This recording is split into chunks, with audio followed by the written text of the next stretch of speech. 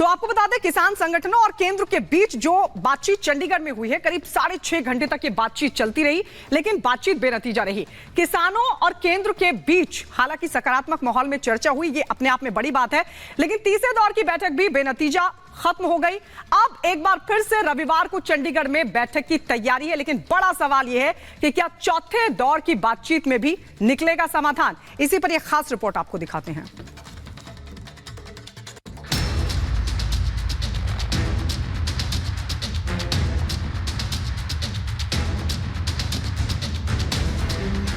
किसान और केंद्र के बीच तीसरे दौर की वार्ता भी बेनतीजा खत्म हो गई।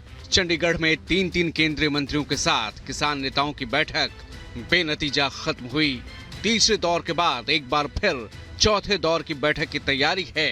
चंडीगढ़ में ही रविवार को चौथे दौर की बैठक होगी। किसानों के साथ बैठक में पंजाब के सीएम भगवंत मान भी शामिल हुए।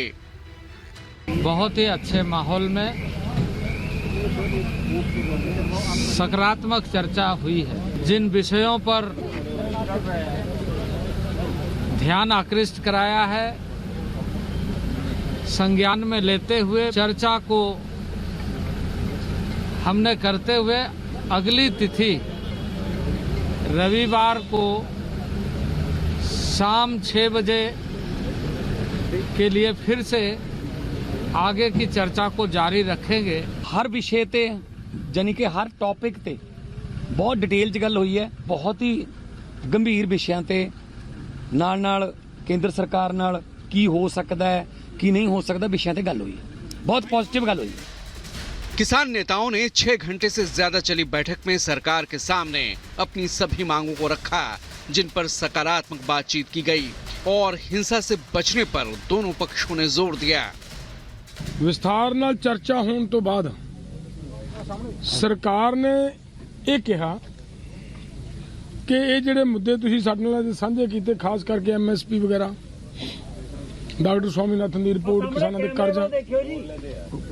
का कर्जा, ये सारा एक चर्चा मंगदा सी, जिहदे ते अज पॉजिटिव हुई है। जो वार्ता हुई है केंद्र के साथ, उनमें सभी जितने भी हमने मांग पत्र में मुद्दे उठाए, लंबी चर्चा हुई और चर्चा इस बात पे हुई कि चर्चा ही ना करते रह जाएं, इसका कोई नतीजा निकलना चाहिए।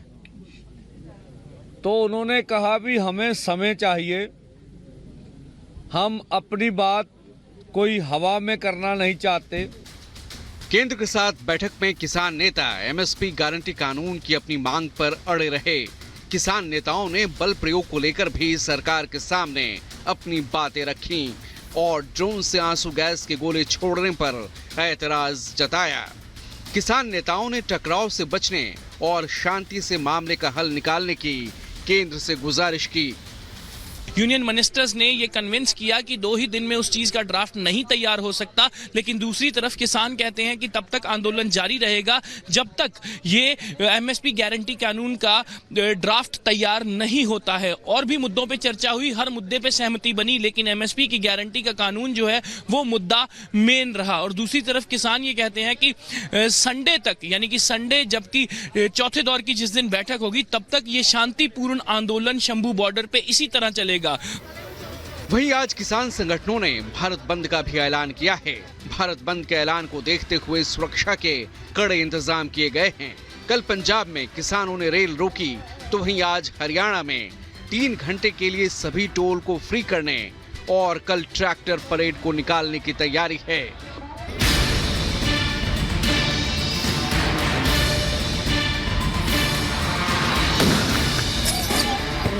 दिल्ली जाने की जिद पर अड़े पंजाब के किसान आंदोलन के चौथे दिन भी पंजाब हरियाणा के शंभू बॉर्डर पर डटे हैं। हरियाणा पुलिस ने पैरामिलिट्री फोर्सेस की मदद से 7 लेयर बैरिकेडिंग और आंसू गैस के गोले दागकर इन्हें रोका हुआ है। पंजाब और हरियाणा के शंभू, खनौरी और डबवाली बॉर्डर 3 दिन से सील हैं। दिल्ली पुलिस ने अब भारत बंद के आह्वान को देखते हुए 30,000 आंसू गैस के गोले का ऑर्डर दिया है।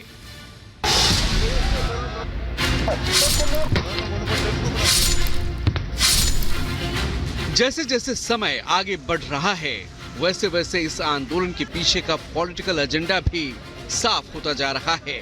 बीजेपी लगातार पंजाब सरकार पर आरोप लगा रही है। हरियाणा के सीएम मनोहर लाल खट्टर ने पंजाब सरकार पर गंभीर आरोप लगाए हैं।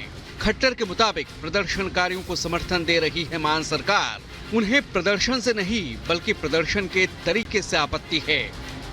हरियाणा जिस प्रकार से किसानों को सारी चीजें देता है, मुआवजा देता है, सब बातें देता, पंजाब का किसान अगर उनसे अपनी बातें रखे और वहां पूरी करा ले तो पंजाब के किसान की आधी से ज्यादा समस्याएं हल हो जाएंगी, खत्म हो जाएंगी। आज पराली जलाने में वहां सबसे ज्यादा न्यूसेंस है। जमीनें उल्टा पुल्टा करने में जो हरियाणा में पहले 10 साल पहले होता था, आज उल्टा पुल्टा वहां भी होता है। हमने इतने सारे किसानों के लिए काम किए हैं, हमारा किसान संतुष्ट है। यही बातें कम से कम पंजाब सरकार को मनवा लें। वहीं दूसरी ओर कांग्रेस ने भी इस आंदोलन की आग में घी डालने का काम किया है। आंदोलन का समर्थन करते हुए कांग्रेस नेता अशोक गहलोत इसे सरकार की सबसे बड़ी विफलता बता रहे हैं। मतलब साफ है कि ऐसे राजनीतिक दल इस आंदोलन के जरिए किसानों के कंधों पर बंदूक रखकर सरकार को निशाना बना रहे हैं। भारत सरकार की बहुत बड़ी फेलियर है। आजादी के बाद में मैंने कभी देखा नहीं इतना लंबा किसानों का संघर्ष हो, 700 किसान मारे जाए, सरकार को झुकना पड़े, झुक करके उसको रोक दिया गया। उस वक्त में क्या साल भर में इनको मतलब इतना वक्त नहीं मिला उनसे बातचीत करके कोई रास्ता निकालते, दोबारा उनको बेचारों को सड़कों पर नहीं आना पड़ता। अल्टीमेटली किसानों को न्याय मिल के रहेगा। कांग्रेस पार्टी उनके साथ नहीं पूछती। 2024 के चुनाव के ठीक पहले पंजाब में प्रदर्शनकारियों का यह आंदोलन और आंदोलन में राजनीतिक मांगे, मोदी विरोध, ये बताता है कि कैसे विपक्ष के हाथ जब कुछ नहीं बचा तो किसानों को हथियार बनाकर देश का माहौल बिगाड़कर मोदी सरकार की छवि को धूमिल करने की साजिश की पटकथा लिखी गई। Bureau report, Republic Bharat. और अब बात पश्चिम बंगाल के संदेश खाली मामले की, जिससे बड़ी खबर आ रही है। और बड़ी खबर ये आ रही है कि सुप्रीम कोर्ट जा पहुंचा है मामला। एक याचिका दाखिल की गई जिसमें यह मांग की गई है कि इस मामले की जांच केंद्र की किसी एजेंसी से कराई जाए या फिर एसआईटी इस पूरे मामले की जांच करे। शासन प्रशासन से इसकी जांच ना कराई जाए। पश्चिम बंगाल से बाहर इस मामले की सुनवाई हो, यह भी याचिका में कहा गया है। तो संदेश खाली पर सुप्रीम कोर्ट में याचिका दाखिल। संदेश खाली केस की सीबीआई जांच हो, यह याचिका में कहा गया है।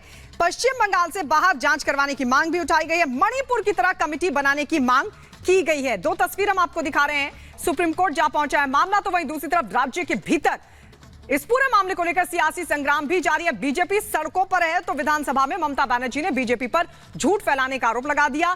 बीजेपी ने ममता बनर्जी का इस्तीफा मांग लिया। 3 तस्वीरों के जरिए इस पूरे मामले से जुड़ा अपडेट आपको बता रहे हैं। एक तरफ जहां ये पूरा मामला सुप्रीम कोर्ट जा पहुंचा है तो सड़कों पर उतरकर बीजेपी के कार्यकर्ता प्रोटेस्ट कर रहे हैं, दोषियों के खिलाफ सख्त कार्रवाई की मांग कर रहे हैं और मांग रहे हैं ममता बनर्जी का इस्तीफा।